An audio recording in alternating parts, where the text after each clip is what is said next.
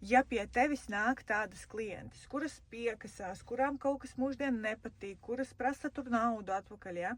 Nevis tu esi atbildīga par savu emocionālo stāvokli, kurā tu esi pievilkusi šīs te klientes, bet šīs te klientes ir tādas riebīgas, vainīgas, sliktas, kaut kādas ne tādas.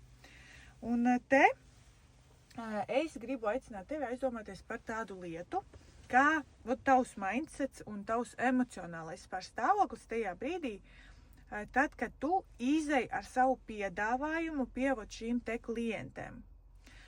Un sanāk, ka liela daļa nemaz neapzinās to, ka tev ir jābūt skaidrībai vispār kādu klienti tu vēlies piesaistīt. Tas ir kā minimums. Tev ir vismaz jāzina, kādu tu vēlies, citādāk tu piesaistīsi tādas, kādas tu nevēlies pārsvarā.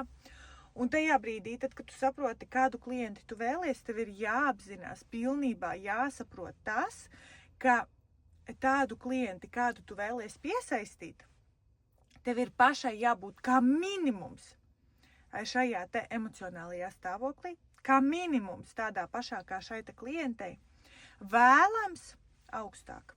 Vēlams, ja tu, piemēram, gribi tādas vieglas sievietes piesaistīt, tādas foršas sievietes piesaistīt, kurām, kuras smaida, kuras ir pateicīgas, kuras tur jūtās forši un brīvi ar tevi, kuras nav tādas kompleksainas, kurām nav jādomā visu laiku, ka tikai es viņai kaut ko ne to nepasaku, ja?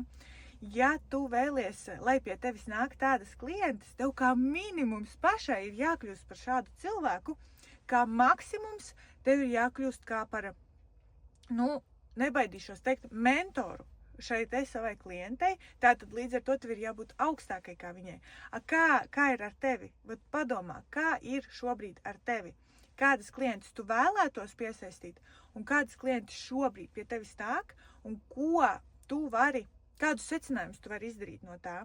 Varbūt, ka tev ir jāstrādā ar savu emocionālo stāvokli, lai tu beidzot sāktu piesaistīt tās klientes, kuras tu tik tiešām vēlies.